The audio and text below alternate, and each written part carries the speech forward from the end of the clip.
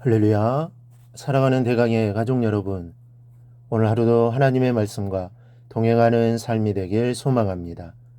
오늘 함께 나눌 하나님의 말씀은 사도행전 9장 1절에서 9절 말씀입니다. 사울이 주의 제자들에 대하여 여전히 위협과 살기가 등등하여 대제사장에게 가서 다메섹 여러 회당에 가져갈 공문을 청하니, 이는 만일 그 도를 따르는 사람을 만나면 남녀를 막론하고 결박하여 예루살렘으로 잡아오려 함이라. 사울이 길을 가다가 다메섹에 가까이 이르더니 호련히 하늘로부터 빛이 그를 둘러 비추는지라. 땅에 엎드러져 들음에 소리가 있어 이르시되, 사울아 사울아 내가 어찌하여 나를 박해하느냐 하시거늘, 대답하되 주여 누구시니이까? 이르시되 나는 내가 박해하는 예수라. 너는 일어나 시내로 들어가라. 내가 행할 것을 내게 이를 자가 있느니라 하시니, 같이 가던 사람들은 소리만 듣고 아무도 보지 못하여 말을 못하고 서 있더라. 사울이 땅에서 일어나 눈을 떴으나 아무것도 보지 못하고 사람의 손에 끌려 다메섹으로 들어가서 사흘 동안 보지 못하고 먹지도 마시지도 아니하니라. 아멘. 사도 바울처럼 복음 전파에 크게 공헌한 사람은 없습니다. 적어도 복음을 전파시키는 데 있어서만큼은 예수님께 직접 가르침을 받은 사도들보다도 월등한 공헌을 했습니다. 그런데 그의 대비가 특이합니다. 그가 성경에 처음 등장한 것은 스데반 집사의 순교 현장이었습니다. 그때 거기서 그는 스데반을 고소한 증인들의 옷을 맡아두는 일을 했고, 스데반의 죽음을 마땅한 것으로 확신했습니다. 특이한 것은 그것뿐만이 아닙니다. 오늘 본문을 보면 바울이 하나님의 부르심을 받는 장면인데, 예루살렘에서 성도들을 핍박한 것으로는 성이 안 차서 이제는 아예 다메섹까지 가서 예수를 믿는 성도들을 잡아 예루살렘으로 끌고 오려는 목적으로 가동 중 부름을 받았습니다. 저는 이 장면을 대할 때마다 이 모세가 부름받는 장면이 생각납니다. 이 바울은 참으로 모세와 견줄 만큼 신비로운 현상 중에서 부름을 받았습니다. 저는 오늘 사울, 즉 바울이 부름받는 본문 말씀 중에서 주님이 사울에게 하신 말씀을 생각해 보고자 합니다. 바로 6절입니다. 너는 일어나 시내로 들어가라. 내가 행할 것을 내게 이를 자가 있느니라. 예수님의 이 말씀에는 그리스도인의 본질적인 모습이 들어 있습니다. 그리스도인은 어떤 사람입니까? 먼저 죄로부터 일어나는 자입니다. 이 그리스도인은 자신이 넘어졌던 죄의 자리에서 예수님으로 인하여 일어나는 자입니다. 예수님의 보혈에 의지해서 자신의 죄를 하나님 앞에 고백하고 회개하는 자라는 말씀입니다. 회개는 후회나 반성, 뉘우침과는 근본적으로 다릅니다. 후회하고 반성하고 뉘우치는 것은 자신의 죄를 깨닫는 정도입니다.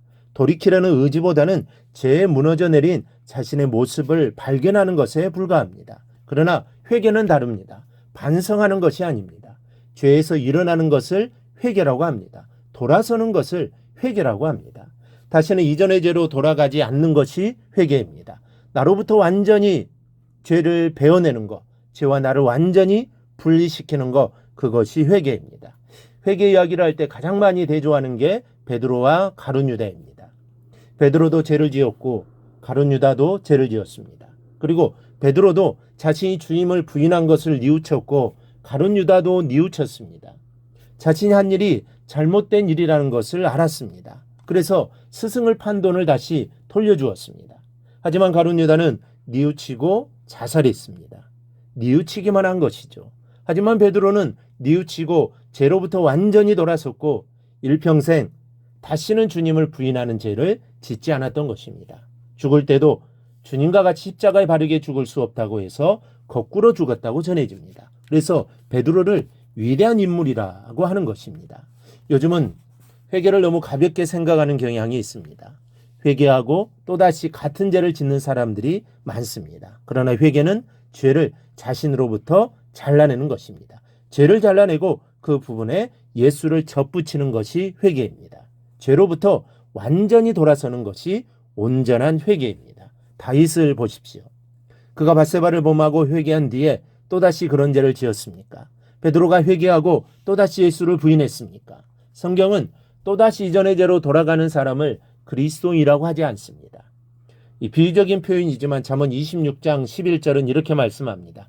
개가 그 토한 것을 도로 먹는 것 같이 미련한 자는 그 미련한 것을 거듭 행하느니라.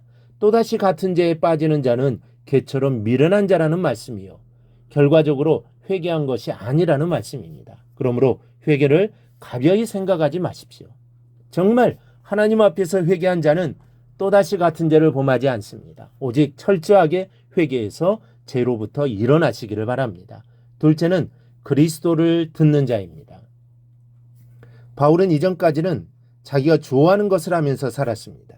자신이 가장 좋다고 생각하는 것, 자신의 의지가 명하는 것을 따라 행했습니다. 그래서 스데반을 죽이면서도 통쾌하게 생각했고 성도들을 핍박했습니다.